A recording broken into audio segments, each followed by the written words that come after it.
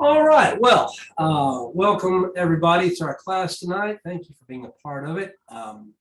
Tonight we're looking at three of Josh's favorite songs.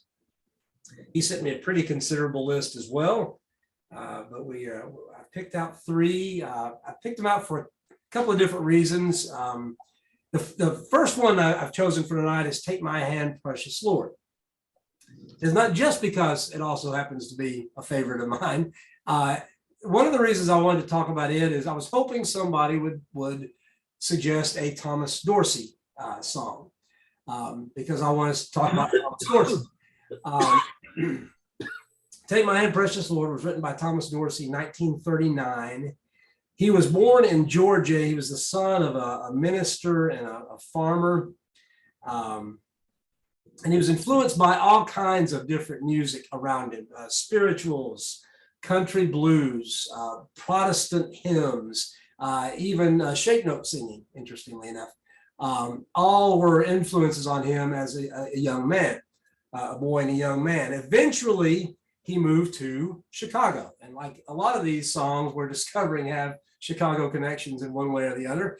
Dorsey moved to Chicago, where he became a prolific writer of blues, songs for minstrel shows.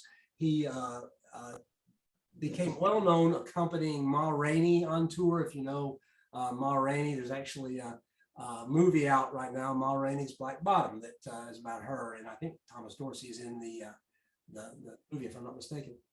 But he spent some time touring with her, wrote eventually about 3,000 songs, about 1,000 of which were gospel music. Peace in the Valley is another one that he wrote that many are familiar with. He has been called the father of gospel music. He's often credited with creating gospel music. And one of the things he did is he came to Chicago and Bronzeville at a time where a lot of black churches sang very stately Protestant hymns, and the choirs were were intended to demonstrate their technical skill and their abilities. And Thomas Dorsey came in with a very different style of worship music that connected to blues and connected to all these other influences of his that kind of came along. So what you think, if you see on TV sort of a stereotypical black church choir, what you see there is stuff that Thomas Dorsey sort of brought into reality, especially in the North with the Great Southern Migration. And really created this kind of music in a lot of ways, or at least popularized it and helped it to be more influential. He became eventually the music director at Pilgrim Baptist Church at 3301 South Indiana in Bronzeville. Laura actually went to school at IIT, and we lived right there for our first couple of years in Chicago, right near Pilgrim Baptist. It actually burned in 2006, and a lot of his originals were lost. The original music was lost when the fire happened. So in a lot of ways, just a man who brought a lot of innovation into music and gospel music and worship music in particular. He died in Chicago in 1993, lived in 1993, died in Chicago, reportedly listening to music on a Walkman. I just like that. I just like that this little kid from Georgia, died almost 100 years, after about 100 years of life, listening to music on a Walkman. That just seems right to me somehow. Take My Hand was written after Dorsey's wife and infant son died in childbirth. He was in St. Louis singing and got a telegram that his wife had died. He got home, realized that she had delivered a son, but he didn't live for more than a day or two,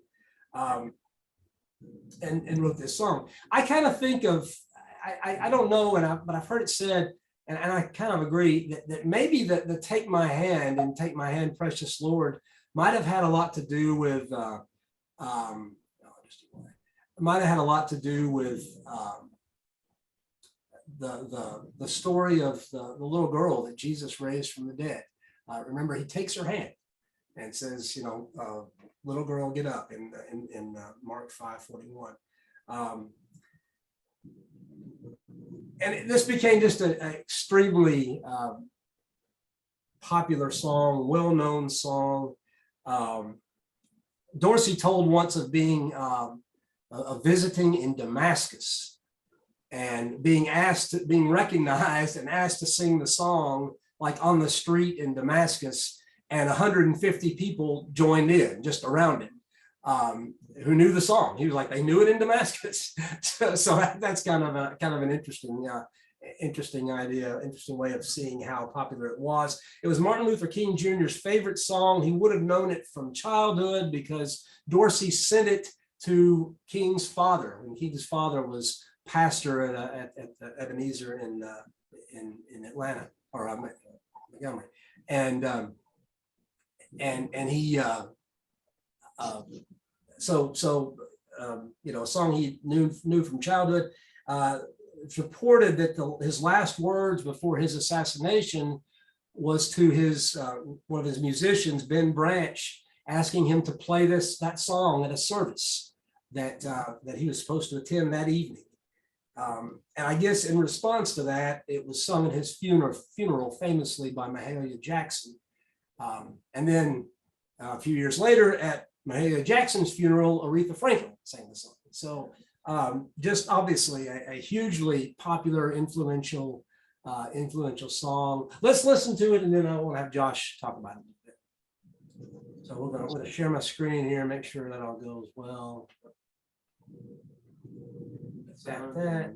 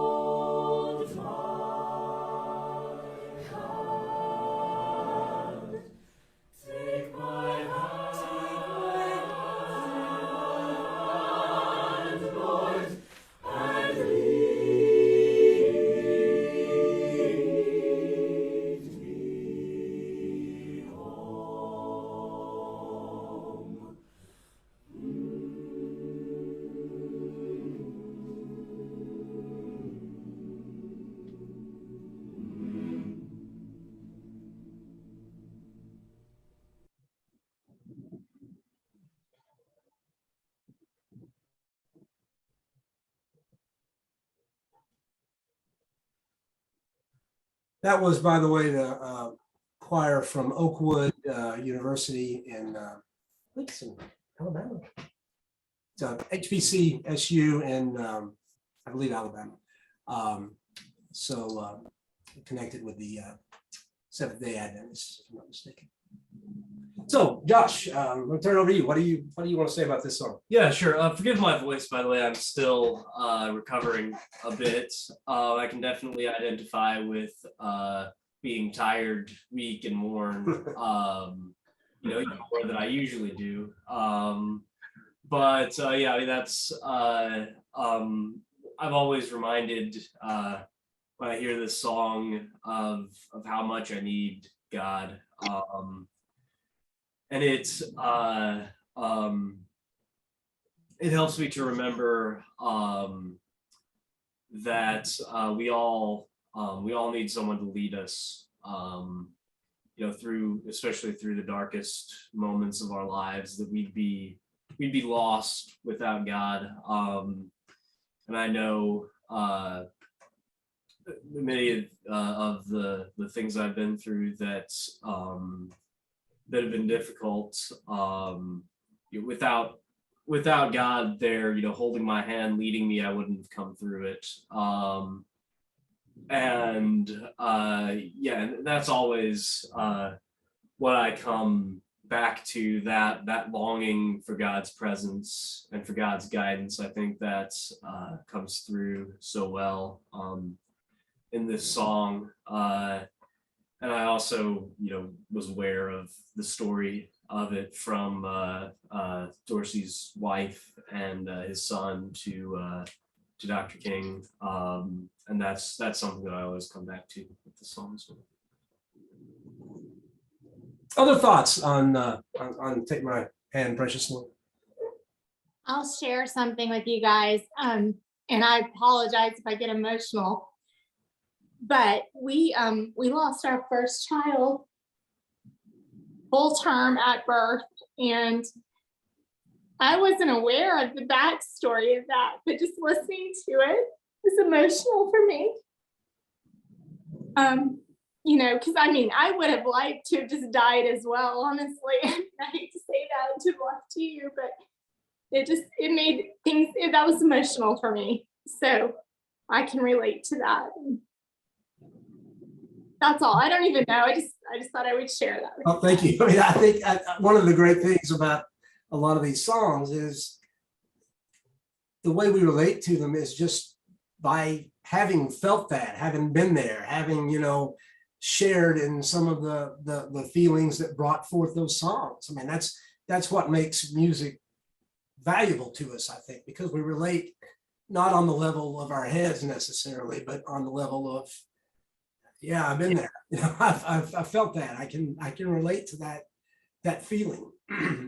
Those words, you can just tell it's so raw. It's just like, I don't even know what to say, to just take my hand and just lead me through this. And we have, there's so many moments of that through life that people deal with diagnoses that are terrible, or losing people that we love and just not feeling like we can make it. Because there are so many times when earth is just not this lovely place. Sometimes it is a lovely place, but so many times it's not, and it's so hard. And so that song speaks to all of those moments, I feel like.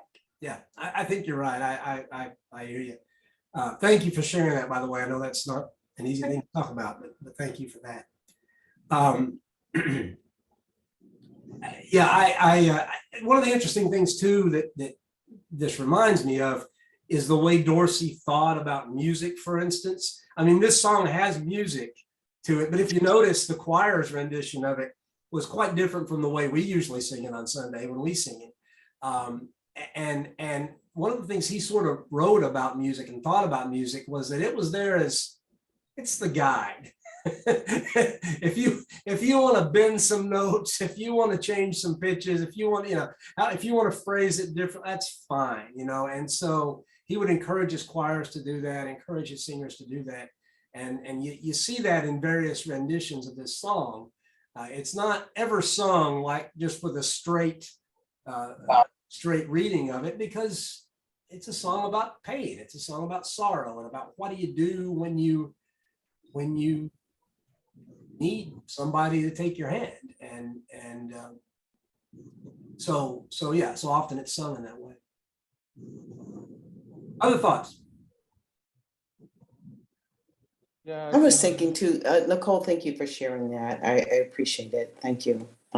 Touched my heart too. I know the lyrics part of it is take my hand and lead me home. And death is a reality of our existence. But I think when I hear it, what it helps me to do, and I certainly called on God to give me courage. You know, take my hand and help me be courageous in this. Take my hand and help me be loving in this when it's tempting to do anything but love someone. And I went to the dentist today, and it was yesterday. I went twice, and they put your head in this thing to take the. And I went, oh, I'm claustrophobic. You can't do that. And the little guy came and touched my hand. You can make it. You can make it. But then I started thinking, take my hand. God, help me through this. And not only in those, but the dailiness of God taking our hands. And that's how it spoke to me, that daily I have to, and I do call on God in those moments that are just with my own phobias, my own needs, my own struggles, to be like Jesus, that he has to take my hand when I'm unlike Jesus. And that makes it okay because he's the sum total of what I need to be because I'm not that by myself. So I don't know, it's just a great song. Thanks for sharing it. And I love that rendition of it. I thought it was great. Jacob, It reminds me of what Elsa told us when she was talking about Jim being in the hospital at the time of his last illness. And she went in there and he had his hand up at the head of the bed. And she said, what are you doing?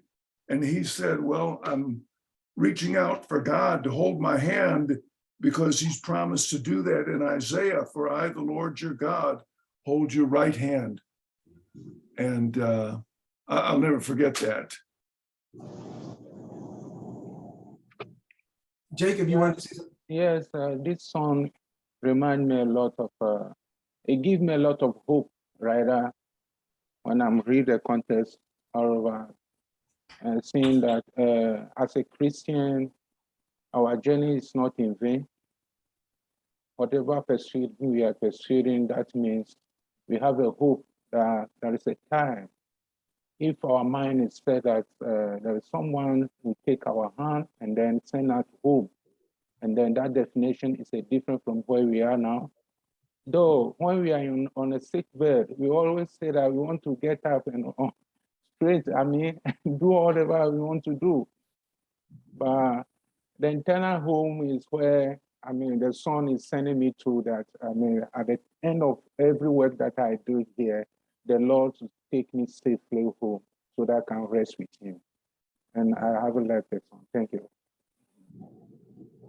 It's interesting that the reference to the Lord taking us home. I mean, one way very naturally to understand that is, that this is a song that you sing when you're dying. This is a song that is, but I don't think it's necessarily always been seen that way. I don't think, for instance, I don't think its use in the civil rights movement really was about that. It was about take me home, take me to where, I want to be, take me to security, take me to peace, take me to, being treated as a human being, so I think it can serve in a lot of different ways to talk about obviously our ultimate hope of home with God in heaven, but also the other things that we need and that we're lacking, and the Lord taking us home to those. I'll toss in two things. First of all, musically, it's interesting because the song is talking about I'm tired, I'm weak, I'm poor, all of these things. But musically, when you look at the melody, it's hard to sing the song weakly and tiredly I mean, it is a slow tempo song probably, but it demands that even from the start, you project out those low notes. And then pretty soon you're through the storm, through the, yeah, and those are notes you have to, I mean, that's an ascending line. You're going to put some power behind that. It comes out at the end, a strong person is confessing they're tired, right? And so even as you're confessing, you're tired, you're weak, all of these things, the song suggests that you can get strength, right? From God. It rarely is sung, and I did listen to it quite a number of versions before I led it. It's rarely strung as some type of little, quiet solo, that you hardly can hear. It comes off as a strong song, which is, I think, why you mentioned the civil rights movement. It's an encouraging song because as you sing it, you get strength, right? It encourages. And the second thing I will say is one of the reasons why back in the days when we had songbooks, we occasionally had to choose a new songbook. And when we were considering new songbooks at Northwest and ended up choosing Praise for the Lord, I have a very clear recollection of Margaret Hutchins coming up to me and pointing out, this song is in Praise for the Lord. And she pointed that song out to me, which was a surprise that Margaret would be so enamored of a classic gospel song and the like, but she was, and as a result, this was probably one of the songs that I led for her out of the book quite early on, and then discovered that lots of people liked it, even though it would have been pretty easy to write it off just as some type of slow downer song. It's not taken that way. It was one of her favorites. So And so Ron Reinhardt and the Elvis version of this song, which both of those bring out the exact emotion of what you're talking about, with the power of it, the recovery of it, the hope of it within that. Have you been compared to Elvis before in a comment, Ron? that's new, though. Again, it's interesting because, right, Peace in the Valley is that's a more recent addition. It wasn't in Praise for the Lord, and it's a hard song to sing, but people still want to sing it, and that certainly was Elvis's one of his hallmark songs as well. He loved gospel. He loved gospel music. I think the reason it's got to be loud and powerful is this is how I've always seen it, as desperation. I mean, when you're lost, or when you're, you hear about people who are, like stuck in caves or, in small spaces when they're exploring or something.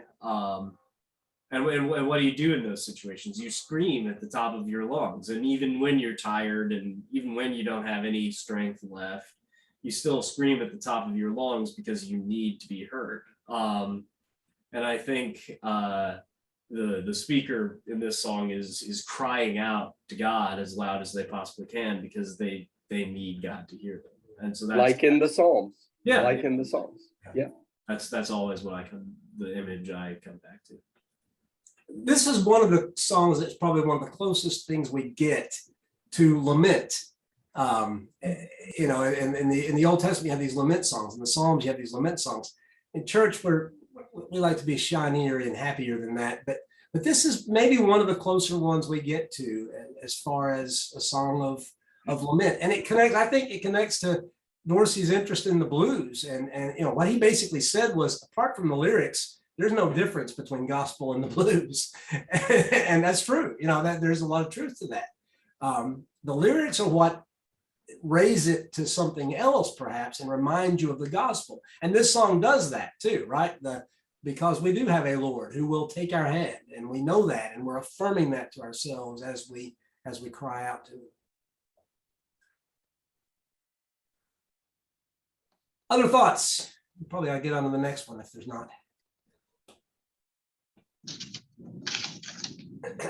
Okay, well, the next song that Josh has chosen is How Great Thou Art, written as O Store Gud in 1885 by a Swedish poet named Karl Boberg. It's been described as a paraphrase of Psalm 8. Let me just remind you of Psalm 8. Lord, our Lord, how majestic is your name in all the earth. You have set your glory in the heavens. Through the praise of children and infants, you've established a stronghold against your enemies to silence the foe and the avenger. When I consider your heavens, the work of your fingers, the moon and the stars, which you set in place, what is mankind that you are mindful of them? Human beings that you care for them. Made them a little lower than the angels and crowned them with glory and honor. And it ends, of course, again with Lord, our Lord, how majestic is your name in all the earth. Boberg described writing the song this way. He said, it was that time of year when everything seemed to be in its richest coloring. The birds were singing in trees and everywhere. It was very warm. A thunderstorm appeared on the horizon, and soon there was thunder and lightning. We had to hurry to shelter, but the storm was soon over, and the clear sky appeared. When I came home, I opened my window toward the sea. There evidently had been a funeral, and the bells were playing the tune of When Eternity's Clock calls my saved soul to its Sabbath rest. That evening, I wrote the song O Store Gud. The first English translation, here's the Chicago connection, was made by E. Gustav Johnson, who was a longtime faculty member at North Park. It was first published in the Covenant Hymnal in 1925. The more well-known English version, which actually came about through German and Russian before it was English, was published in 1949 by an English missionary named Stuart K. Hine, and it was popularized by George Beverly Shea and Cliff Barrows during the Billy Graham Crusades. And Hine actually wrote several of the verses that we sing today. He wrote verse 3, when I think that God is son not sparing, and he wrote verse 4, when Christ shall come with shout of acclamation. And he said those verses that he added were kind of came out of his experience as a missionary in Ukraine. So let's go ahead and listen to this song, and then we will have Josh talk about this.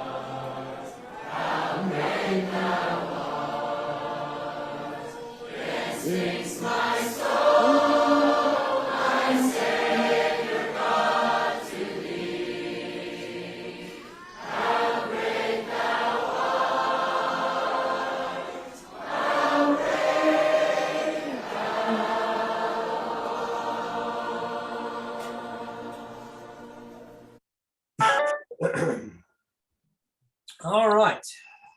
Josh, you want to talk about that song? Yeah, sure. Yeah,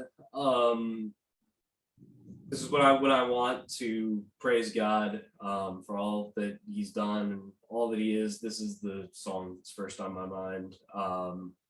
I've had many times I've felt so very close to God in my life, where experiencing the majesty of nature, and this song captures that very well. But I love that it goes beyond that too, and that it's about Christ's sacrifice, and that's truly the greatest thing that God has done for us is giving Himself up to die. And the line about gladly bearing our burden, I don't think that's meant to imply that Christ was happy about dying, but I think it's more about willingness, and that he was willing to give up his life for us. I think that's a really powerful image to equate willingness, perhaps by slight exaggeration, with gladness in the face of death. And I think that carries into the next verse, where we are fast forwarded to Christ's return, and we share His gladness in the face of death, because we are going to be with Him. And so I like that continuity, and long for that joy. And it's also a really a beautiful melody as well. It's another very powerful one, very, very strong. And Ron, I do love the way you lead this song. But no offense, Renee Torres leads the greatest version of this song in Spanish or in English. If you haven't heard him lead it, it's fantastic. I can tell he really, really loves this song as well. So yeah, that's about all I have to say about it. Other thoughts about it? It's another one that I think is a favorite of a lot of people. How can you not love it? If you're a Christian, how can you not love that song?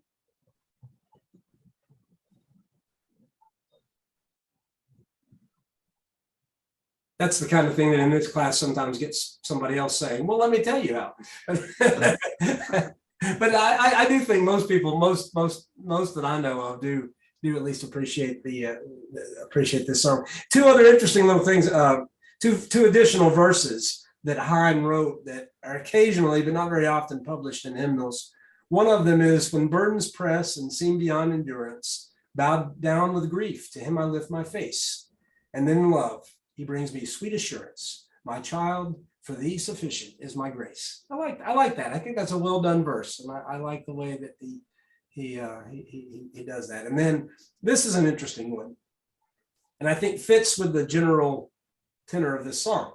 Oh, when I see ungrateful man defiling this bounteous earth, God's gifts so good and great, in foolish pride, God's holy name reviling, and yet in grace, His wrath and judgment wait.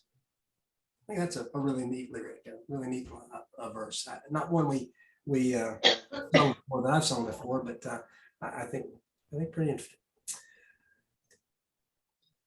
Other thoughts on How Great Thou Art?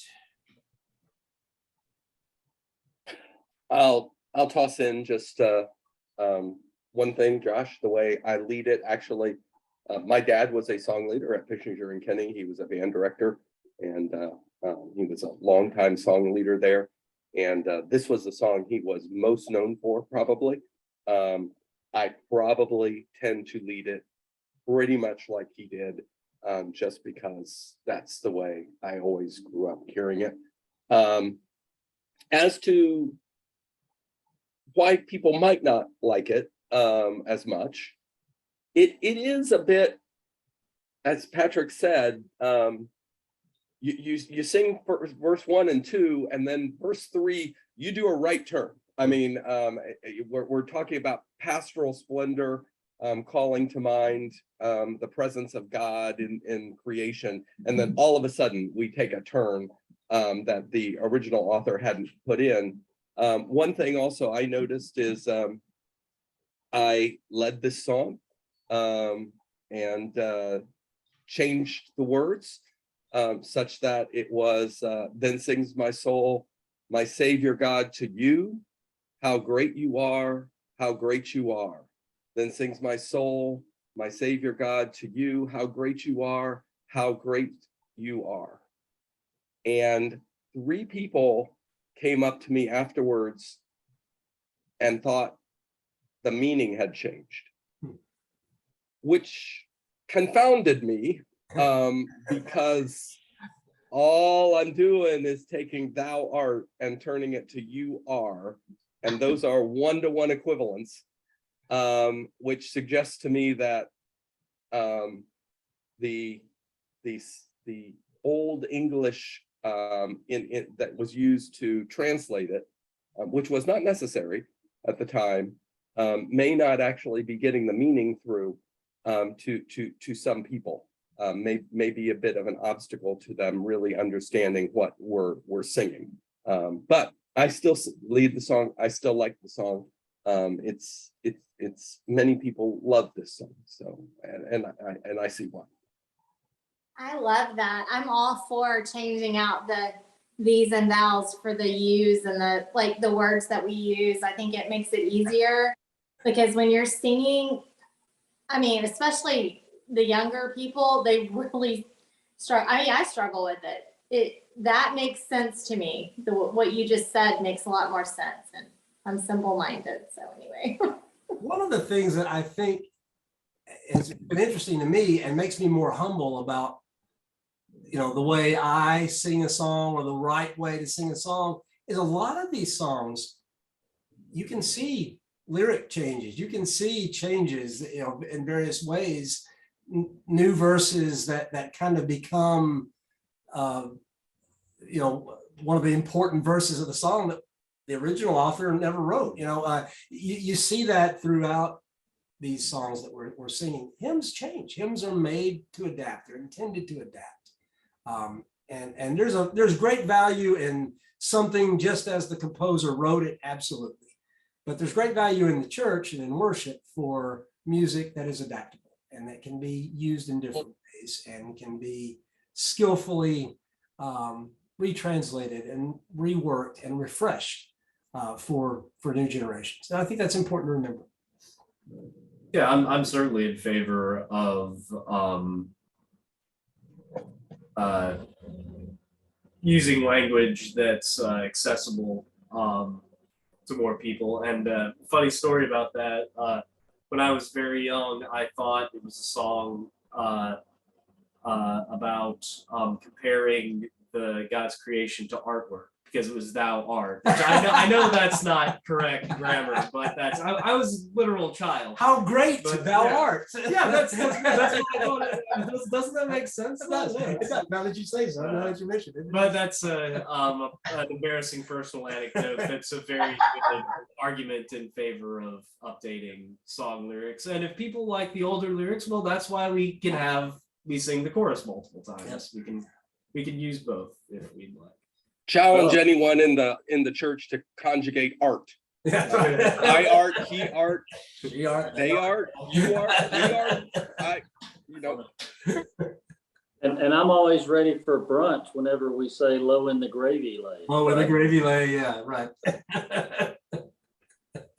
But I will say, I think different people are different ways, but for me, music and song tends to touch me, reach me, prick me, pierce me more so than a sermon. Sorry, Patrick, but it's there. It's not uncommon for me in singing a song or hearing a song to be brought to tears or what have you, because it just reaches me in a different way personally than other things that do. So I listen, I used to fly, 130 flights a year. So I would listen to Christian music when I was flying. And it wasn't uncommon to be on a flight and be trying to hide because just the words of the song connect in a different way than just even sitting and reading the Bible that's there. And I think different people are different ways. They just, certain things touch people in different ways. Well, thank you. Let's move on to Josh's third one, if we can, because I think this was a interesting choice and one that I wanted to talk about. Josh's third one is Your Kingdom Until Then, which is really a new song. We talk about new songs sometimes and look at the date and they're 50 years old. They're new only in a relative sense. This is actually a new song written in 2015, and it is one of our songs. It was written by Randy Gill, who is a Lipscomb professor, former minister of music at several different churches of Christ. He's one of the founders of the Zoe group. It's based on Revelation 21. I won't read all of it, but it's the vision of the New Jerusalem. I saw a new heaven and a new earth. For the first heaven and the first earth had passed away, and there was no longer any sea. I saw the holy city, the New Jerusalem, coming down out of heaven from God, prepared as a bride, beautifully dressed for her husband. And I heard a loud voice from the throne saying, look, God's dwelling place is now among people, and he will dwell with them. They'll be his people, and God himself will be with them and be their God. He'll wipe every tear from their eyes. There'll be no more death or mourning or crying or pain, for the old order of things has passed away. Just more about the city and describes the city. I did not see a temple in the city, because the Lord God Almighty and the Lamb are its temple. The city does not need the sun or the moon to shine on it, for the glory of God gives it light, and the Lamb is its lamp. The nations will walk by its light, and the kings of the earth will bring their splendor into it. On no day will its gates ever be shut, for there'll be no night there. The glory and honor of the nations will be brought into it. Nothing impure will ever enter it, nor will anyone who does what is shameful or deceitful, but only those whose names are written in the Lamb's book of life. It's a song about that, and also a song about what do we do in the meantime while we wait for that. I think it is a beautiful, meaningful song. I know it's not for everybody. I was tickled that Josh picked this one. Let's just go ahead and play it. We've sung it a few times, but let's go ahead and get a video of it, and I'll get Josh's comments. We will see the holy city come descending like a bride, with the Lamb of glory seated on his throne. A new earth and a new heaven, with its gates thrown open wide, when the King of Zion comes to claim his own. Till your kingdom comes in power, saints and angels shout amen. Father, we will be your kingdom until then. Then the Son will raise a scepter filled with righteousness and peace, saying there is no more sorrow, no more night, and the chains will all be broken. No more hunger, no disease, only freedom when the darkness turns to light. Till your kingdom comes in power, saints and angels shout amen. Father, we will be your kingdom until then. Let us be a holy nation, known for justice and for grace.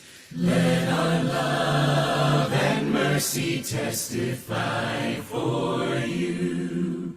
We will share the hope of Jesus until all will see his face. When the perfect comes and all will be made new, till your kingdom comes in power, saints and angels shout amen. Father, we will be your kingdom until then, till you gather all your children in the new Jerusalem. Father, we will be your kingdom until then. Father, we will be your kingdom until then.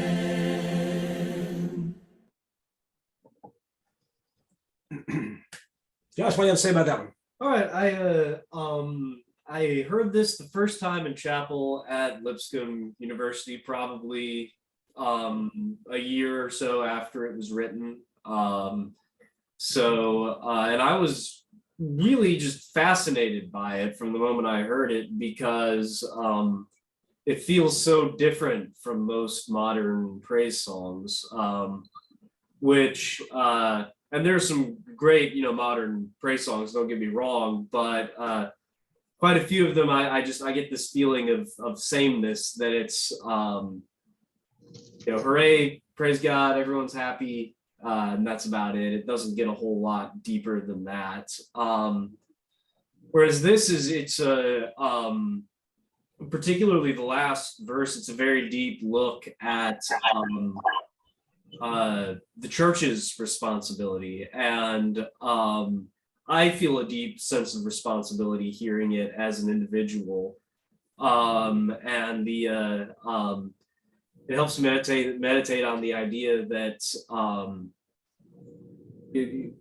God has tasked us with something very important, and the idea of being His kingdom on earth and working for his kingdom gives me a very a grave sense of the seriousness of my conduct in daily life, and of the need to be pure, and to be a beacon and an example for those who don't know Christ, of His love, His kindness.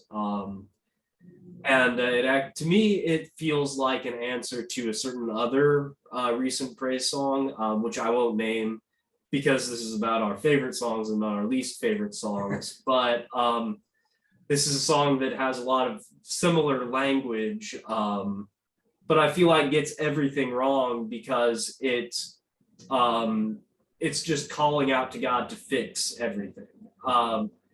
And whereas Your Kingdom Until Then is certainly, it's joyful and hopeful at the prospect that God is going to renew everything and fix everything, and it's very realistic about the fact that the church we can't even get close to to fixing everything all on our own. But also acknowledging that there's work that we can do and work that we should do. And so I think that song does an excellent job of writing that balance between, looking to the sky helplessly, asking when God's going to fix everything. And the other extreme, which is just as dangerous, which is ascribing the church too much power and thinking that, we have it all figured out and we can fix the world. So that's a very long and rambly and not very eloquent explanation, but that's what I like about this. I like what you're referring to, the second verse. The Son will raise a scepter filled with righteousness and peace, saying there will be no more sorrow, no more night, the chains will all be broken, no more hunger, no disease, only freedom when the darkness turns to light. And you go, yay, that's wonderful. That's what we're wanting. And then the next verse is, let us be a holy nation, known for justice and for grace. By the way, nation there, he's not talking about America. he's talking about the church. Let us be a holy nation known for justice and for grace. Let our love and mercy testify for you. So yes, we're looking forward to this and we believe in this, but we've got a lot of responsibility as well to, when Jesus prayed, "Your kingdom come, your will be done on earth as it is in heaven," he meant that, but he also meant for his people, as we pray that, to also be working at it, that his will be done on earth as it is in heaven. And, we don't get that 100%, but that's our calling. That's what we're about. And this song, I think, captured it so well. Other thoughts?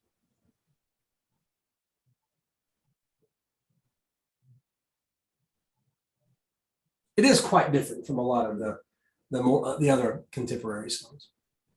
I like it a lot. I heard it whenever we were in COVID and we were streaming. We actually the congregation that the girls were going to over at Freed Hardeman because they wanted to continue to stream that, and they sung that song a few times, and I really like it. I like that. I just love that it's reminding us that we have to be that kingdom until then. Remind our job. I think is a good choice. I love it that it is a great song. I like hearing it and singing with it, but it reminds me of, we're the church, and if anyone looks to God and can't find him, you should be able to some degree find it in the church. Be able to see that we're striving to be like God and worship God in what we're doing. And I love that on earth, here's God's kingdom, it's church. And it's too bad the church gets a lot of bad rap, and deservingly so in some cases, of course, but bottom line, the responsibility of being the place that people can look to, a group of people, and see God. I think that's really good. When I was studying the Bible, we were talking about reading it, and I was like, people don't really want to read it. And the sister that was helping me, she says, well, you be the Bible. Let your life be the word, you live it. And I think that for the church, right, we should be that inclusive place that people can see that we look like God to some degree. Yeah, great song. Thank you, Josh, for choosing these songs. They were great. I'll just toss in that, Josh, it is in, at least when I'm picking out songs, depending on Patrick's topic, of course, it is in more on a heavier rotation list than many of them are. It'll pop up, but that still means probably only about 3 times a year, given we have 3,000 songs. But it certainly, Patrick brought it to my attention. He liked it, and we sang it, and I think it's Randy Gill, so it turns out it's very singable from a congregational standpoint, and I too like the lyrics an awful lot. So we'll be singing. I think I probably introduced it to you right after I heard it. I can't remember where I picked it up from. Maybe you, or maybe you were there at maybe I was there and heard. I can't remember where I first heard it. Yeah, it may have been you, or I don't know. I'm kind of thinking not, but maybe it was. Other thoughts? I always love those song referrals. I once had somebody come back to me and say, yeah, I was down at Lipscomb and there was this song about hungry hearts. You know that one? Sounded like a really pop song to me. And I finally realized he was talking about wonderful, merciful Savior. Our hearts always hunger for. So I finally pinned it down, but sounds like you heard some Springsteen in there too. Yeah, it'll always be to me. I always think of it as the Hungry Heart song, because that's what he thought of it as when he first heard it. Yeah, somebody comes up with some half-remembered lyric and says, "Go find that." Thanks. All right. Well, thank you everyone for your thoughts. Thank you, Josh, for your favorites, and appreciate all your comments. Good to be together. Bye, everybody. Have a good evening. Good night. Good night. Good night, everyone. Good night, everyone. Those of you on the way to Florida, have a good trip. Pray for us. Will do. Night, everybody. Good night.